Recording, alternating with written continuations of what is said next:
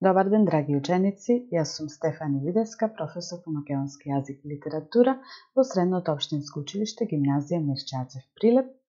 Пет ќе ве запознавам со македонскиот јазик од втора година, односно со темата наука за јазикот, по-конкретно наставната единица што ќе обработиме денес, ние наука за јазикот и предмет и задачи на науката за јазикот.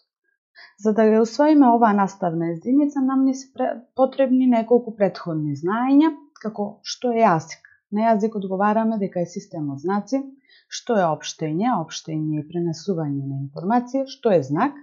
Знак е нешто што укажува на нешто друго, пренесување на информација. За да пренесеме една информација, ние како прво ни треба испраќач кој преку одреден канал, медиум, испраќа соодветна порака со своја форма и содржина која стигнува преку одреден канал, односно медиум, до примачот. Ова е шематскиот приказ за пренесување на информација. Кои се функциите на јазикот? Функции на јазикот имавме 6. Тие се содржинската, емотивната, конативната, контактната, метајазичната и поетската функција. Целиот овој материјал е застапен во темата наука за јазикот, која што е сместена во учебникот по македонски јазик и литература за прва година. Почнуваме со новата наставна единица, а за да усвоиме неа, прво ни треба да дефинираме што е општа лингвистика.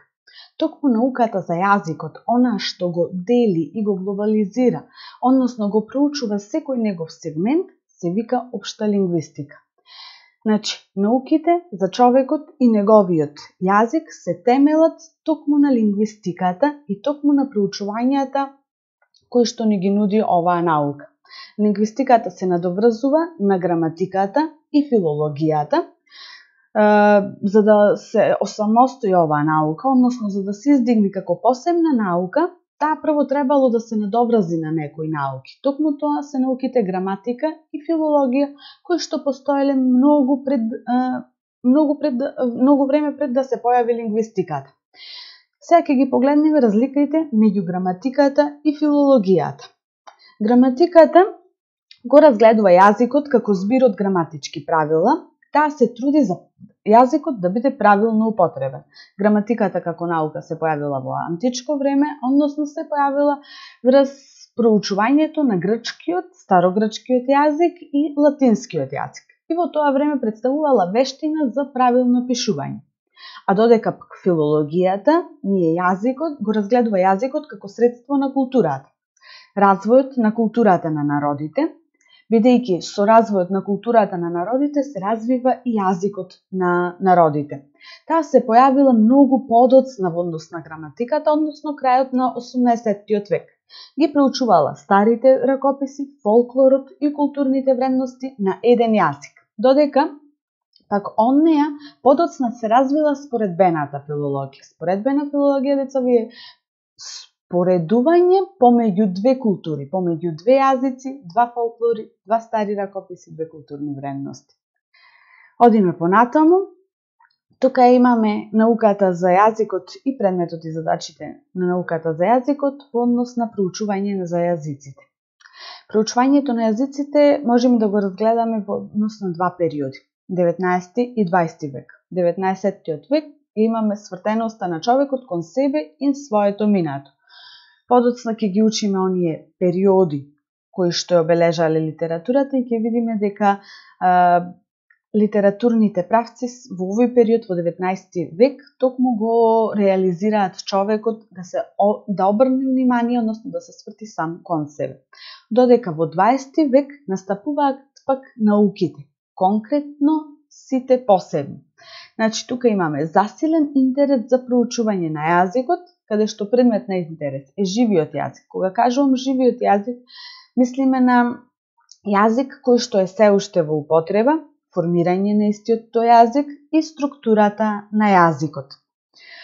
Фердинанд де Сосир е еден од проучувачите, еден од научниците кои што живеел од 1857 до 1913 и токму тој е зачнал оваа научна дејност, односно лингвистиката.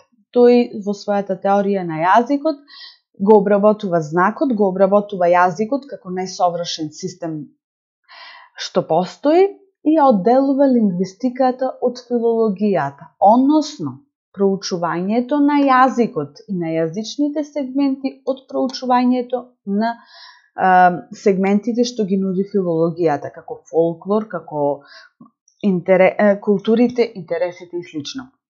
Тука го имаме јазикот како посебен предмет на интерес изделен од другите човекови дејности. Значи, за да може лингвистиката да го проучува јазикот, мораме да го изделиме истиот од останатите човекови дејности, иако тоа не е едноставен процес. Понатаму, основен предмет на науката за јазикот е човековиот јазик. Тука веќе одиме во предмет и задачи на науката за јазикот, така да, предмет е човековиот јазик, а задачи имаме неколку, кои што ќе ги погледнеме постапно.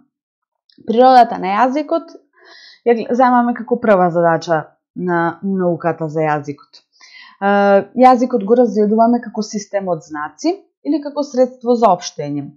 Ако би се запрашале што е знак, знак е нешто што укажува на нешто друго, така да мораме јазикот да го карактеризираме како систем од знаци, бидејќи ние даваме поим за некоја слика, даваме знак за нешто што означува нешто друго. Средство за општење, бидејќи со помош на јазикот ние пренесуваме информации, средство за искажување на човекови мисли, бидејќи се што го кажува јазикот, односно се што еден човек може да искаже со јазикот, прво треба да го смисли, односно да го постави во неговите мисли. Јазикот има, гледајќи ги овие три претходни потточки, има знаковна, општествена и психичка природа. Структурата на јазикот, повторно ќе напоменеме дека јазикот е систем од знаци, а кога веќе е систем од знаци, секој знак има своја форма и своја содржина, така и јазикот има своја форма и содржина. Еве ги функциите на јазикот, тоа ни е како трета задача од науката за јазикот. Тие беа комуникативна, спознајна, обединувачка, културна, символичка, естетска. Да одиме постепно. Комуникативната, бидејќи комуницираме со помош на јазикот. Спознајна, бидејќи учиме преку јазикот, односно осознаваме нови поими. Бидејќи се што ќе измислат научниците, ние треба да го ставиме во домен на јазикот. Обединувачка, бидејќи јазикот не обединува сите како една нација, подалеку како една поголема група. Културна, бидејќи ја застапува културата на еден народ и притоа се пренесува од генерации на генерации. Символичка, бидејќи има свој символи и значење, и естетска функција, бидејќи е наменет за делата на литературата, односно наречен уште литературен јазик, и со истиот можеме да додадеме естетиката. Писателот слика со зборови, како што уметникот слика на своето платно. Потоа, четвртата задача на науката за јазикот се методите на проучување на јазикот. За да се проучува која било дисциплина, мора да постојат методи, односно начини на проучување на нештото, во овој случај на јазикот. Јазикот го проучуваме преку одделни лингвистички дисциплини, како фонетика, фонологија, морфологија, синтакса, лексикологија, зборообразување, семантика. Повторно одиме постапно. Фонетиката ги проучува неситните елементи, односно гласовите, во еден збор, во јазикот. Фонологијата ја создава разликата, акустиката во однос на зборот. Морфологијата ја проучува формата на зборот, синтаксата ја проучува функцијата на зборот во реченицата, лексикологијата го дава потеклото на зборот, зборообразувањето, начинот на образување на зборот, и семантиката го проучува самиот збор. Дојдовме до активностите на ученикот, односно она што ќе треба да го сработите за следниот час. Значи, од вас ќе барам да направите кратко истражување за животот и делото на Фердинанд де Сосир. Тоа направете го во Word документ. 5 страници се доволно, од кои што една ќе биде насловна. Значи, нека биде како проект и постапно одете со информациите кои што ќе ги поставувате. Потоа, втора активност за вас е поимот училиште, да го објасниме преку одделните лингвистички дисциплини. Значи, кои беа лингвистичките дисциплини, односно методите со кои го проучувавме јазикот: фонетика, фонологија, морфологија, синтакса, лексикологија, зборообразување, семантика. Вие треба да кажете зборот училиште, според сите овие, да го анализирате зборот училиште според сите овие лингвистички дисциплини. Толку за денес. Овој час го завршуваме со еден цитат. Ако со човек зборуваш на јазик кој тој го разбира, тоа заминува во неговата глава. Ако со човек зборуваш на неговиот јазик, тоа заминува во неговото срце. Ви благодарам на вниманието. Имајте убав ден.